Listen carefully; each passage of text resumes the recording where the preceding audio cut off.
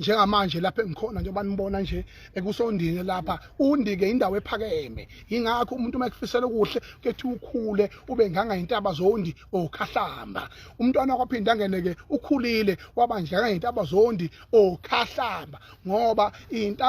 intaba zokhahlamba ziphakeme sendaweni ephakeme kanye noNdi lusendaweni ephakeme njengoba silapha ke into yokuqala nje ngizoyisho ukuthi Phelela nonke Zulu siyabonga kakhulu kuwa wonke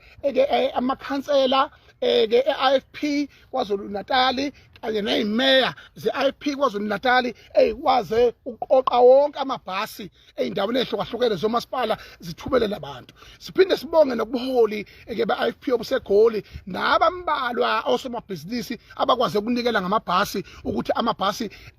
abantu bafinyelele la endaweni esikhona ngiyezwa ukuthi kuthiwa kwezinye indawo kuzobe kukhona ama big screen kube kubukwa ama TV amakhulu emahostela ahlukahlukene ngiyacala ke Zulu omnyama ondlela simhlophe nami inkashana enkulu yeke nkamezi yaphuza umna sangameva nabo udlamba lolungu samadolweni ngicela into eyodwa kini Zulu wonkana ukuthi niphume ngeinkalo zonke ngosuku namhlanje engishilo ukuthi luyi holiday elisemthethweni Mongameli Ramaphosa ngiduzwile ngiyabonga mfowethu obakhawuludi lapha abantu abasebenza abanye bebengifonela abakwaTransnet abanye bakohulumeni besho ukuthi cha kusebenza kuphela laba ababesebenza ngelockdown to essentially lokuphuthumayo kodwa abaningi abasebenzi banikeziwe amandla ukuthi babe semfihlweni nasekutshalweni kwenkosi yethu ephinde ibe undunankulu kaZulu lapha oNdini olumahlekhlekana emahlabathini kwaphinda kene njengoba kwenzekile ngani zakwethu sibonge izinsizwa abafowethu nabanewethu izinsizwa zakagcaba siyabonga phuthu mandla njengenkosana yakwaGcaba ekwazile ukuthi inyakaze insizwa engakhulumi ke lezi siyenza kuphela ezahlangana zonke njengomndeni ezahlanganisa ukuthi kube khona amabhasi aphumayo alekelela abantu bangapha abeza ngapha amabutho eza lapha ekutshalweni kwenkosi yakwaphinda ngene siyabonga kakhulu mfowethu sibonga kakhulu nawe mfowethu mavava mfowethu njengensizwe behlala hostela lokho kwenze 17 asoze sakhohlwa njengensizwa ekhulele khona nami mfowethu amandla nginqindwa amandla ukube bengifisa bengolikhipha ibhasi liye Dalton la ngahlala khona hostela ngiphinde likhiphe liye eDenver lapha engahlala khona ehostel eGoli ngakho ke njengamanje ngithi bafowethu kubo bonke abafaka isandla njengomongameli wamabhinqa ngiyanibonga ngani zakwethu la sizele into eyodwa ukuzoqoqa umlando nokuhlonipha ukugoduka kwendoda endala nenkosi yakwaphinda ngene nomntwana wasendlunkulu ngaphekwa lokho waphinda waba undunankulu kaZulu umntaka Bathole owavuselela ubuzulu bethu sebufile bungasanakwe umuntu waphinde futhi wasukula iqembu lenkatha yenkululeko yesizwe elasiphatha kahle ngo1994 namanje eindaweni lalikhona libonakala lifufusa ufakazi inkosi yemeya inunu lenembi yase Josini mfowethu umsebenzi wakho umhle kakhulu ngiyancoma kakhulu mfowethu yabona mfoka mathe ugila izimanga engathi zonke imeya ungaba isibonelo sazo mfowethu umubunjalo ingakho ufakazela into enhle yokuthi la kukhona ububi kukhona ubuhle bakho mfowethu bukwazi ukwenza ukuthi wenze imisebenzi emihle mfowethu uvule yonke into uvule ngisho indlela thina siyayazi ke lento ubuyenza le Josini ngoba umlando wayo siyawazi na kanjani emakhaya khona indawo lapho ekhweni lapha engawubuka amgqubeni lapha emaselekwini engawubuka amgqumeni okwakuthiwa kuseyimbombodleni lapho isalukazi sakhona sithi lokusasalwakazi sigibela imoto sikasinjalo sithi ke unoyibamlwana wangcotshwa la eFhelela ngobe wayengeke ahambe ke emakhazeni ngendlela embi ngayo ukuvula indawanyana ewumuhubhe nje noma egravelanyana yokuthi kuhamba abantu umsebenzi omkhulu kakhulu ikakhulukazi mawukhulela emakhaya wazi ukuthi kufanele kwenzakaleni ngiyakuncoma ke mfoka mathe ke khona unje ngiyakuncoma kakhulu mntaka baba ngigoqeke ngokuthi kangani zakwethu ngaphezulu kwezinto zonke emhlabeni siyazi akho sokole nesici umntwana kwaphinda ngene ulele nje na unasi izici zakhe kodwa futhi ube indoda waba ubaba waba mdala wasimela siwuZulu namahlazo kaZulu neyinkinga ezikhona ayishile endlonkulu asinaka ukufihla lokho ukuthi khona inkinga ezikhona ezinkulu endlonkulu kodwa sinethemba lokuthi ziyolunga ngelinye ilanga kodwa njengoba phela ilanga liqala ukuphuma aliqala futhi ukushona futhi ke lisawuphinde liphume nangakusasa nganza kwethu kodwa umntwana kwaphinda ngene ukwazile ukuthi ahluze angahambe ehlambalaze uZulu engahambe ehlambalaze isizwe sonke angahambe ukuthulazile uZulu awukhandile sekuhlonipha umntwana kwaphinda ngene ngalokho ubulokhu ugagasa nje ugagasa kodwa ugcine ungashongo lutho kepha into esiyaziyo ukuthi ukwazile ukuthetha njengomuntu omdala waphinde futhi wanokondisa waphinde futhi wakhela uZulu wethu ngento enhle ngithi ke lala kahle ngemnandi ngamuntu lala kahle emntwana kwaphinda ngene ngaphezulu kwalokho ke ngithi nganza kwethu ngiphinde ngibonge insizwa iqhawe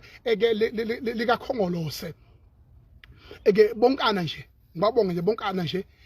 umashakili uyafika lapha ezokhala saphambana naye la siphuma kwaphinda ngene siyabonga amashakili ukufika kwakho siphinde sibonge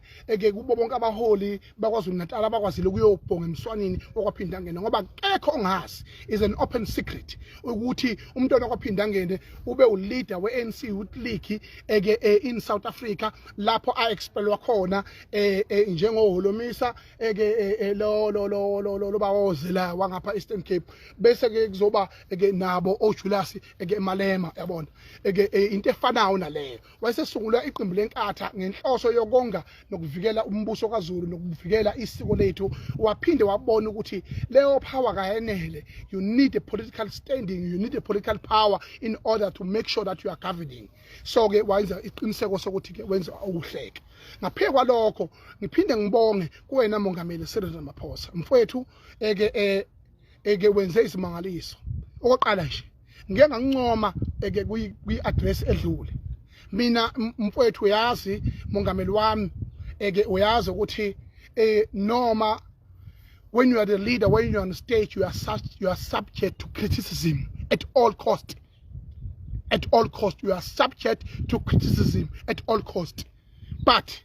asikwazi baba uRamaphosa ukuthi sithi konke sekukubi konke ngoba sidecala ngisho edlozini lobaba omkhulu bethu sabonga ngakubonga uyobeka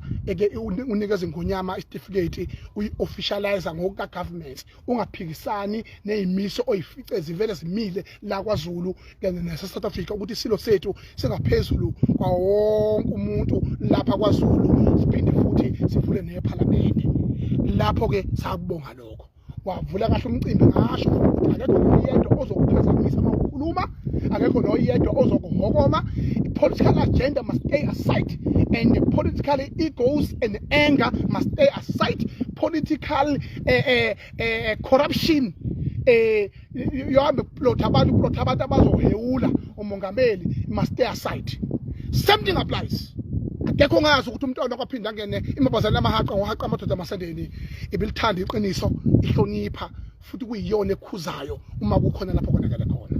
la kufanele kukhulunywe khona ngenhlonipho yobukhosi ibikhuluma ngenhlonipho yobukhosi la kufanele kukhulunywe khona ngepolitiki ibikhuluma ngepolitiki la kufanele kukhulunywe khona ngesindeni nomlando wakwaZulu ibikhuluma ngomlando wakwaZulu bakufanele kukhulunywe ngenkolo ibikhuluma ngenkolo inkosi yakwaphinda ngene namanje ke ngithi egameni lomntwana kwaphinda ngene noma ngabe niphuze buphutshwala noma ngabe ninayiphi enga noma ngabe ninayiphi agenda noma ngabe ninani enihlelile ngithi mina njoba ngila oNdini silande idumbu somntwana kwaphinda ngene inkosi yakwaphinda ngene undunankulu kaZulu njengamanje sibheke naso kwaphinda ngene ngithi wonke umuntu izinkalo zonke izwe laseNingizimu Afrika zonke mayikhothame ziguqe ngedolo bese zihlonipha bese nakusasa sihloniphe phinde zamukele umongameli uCyril Matamela Ramaphosa ekhulume ngenkululeko aphinde futhi asibongele ngenkululeko njengoZulu aphinde abongele iqembu lenkatha aphinde bayibongele nabo ukuthi lo oguqile ungomunye wabo owazalwa ibona njengokhongolose olangalibalele noma fukuzela bamamukele odlokombane noshaka kasenza kakhona nocetshwa kampande bamamukele ngithi lokho makwenzeke ngokungahlonisi as a president of the Bhinqa Nation I'm issuing this statement yokuthi Nobody must bully and intimidate or try to uphazamisa umongameli ekhuluma kusasa. Leyo nto leyo uyobe kathuki yena umongameli, uyobe kathuki yena umatamela, uyobe uthuka umntwana kwaphinda ngene uqobo, uyobe uthuka uZulu uqobo. Uma sihloniphile Zulu siyoba nani? Ngoba lento ayenzile umongameli uCyril Ramaphosa ukuthi anikeze i-state funeral category 1, which is the maximum. Okusho ukuthi izinga ongcwatshwa ngalo omongameli abaphethe izwe izinga elifanayo nengcwatshwa ngalo umntwana wakwaphinda ngene ngokwezinga likahulumeni. Kungeni sikuhloniphi lokho? Ngoba le nto uyinto enkulu, ubengenza kushiphe kube lula uma izonda ngaleyo ndlela. Usiphathele kahle BRICS, well done. Wakwazi ukumanage isimo sase Ukraine nase Russia, a job well done. Mongameli Cyril Ramaphosa ngaphekwa lokho wazo manager iBRICS sila eSouth Africa wayiphatha kahle, nabaholo baphatha kahle, asangezwa phunga, asangezwa lutho. Kunalokho sezwa kungena abanye amazwe nabanye abaholi strong kakhulu njengo Saudi Arabia o Egypt. Leyo nto leyo ikhombisa ukuthi ngempela there is something positive you are doing out of all negative that we can appoint on you as the president of this country. Therefore, the credit must be given when it's due. I'm giving you this credit. I'm giving you this credit.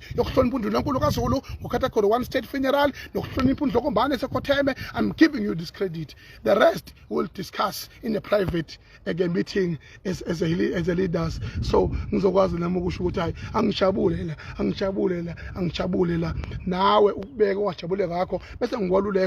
some of your leaders are misleading you. But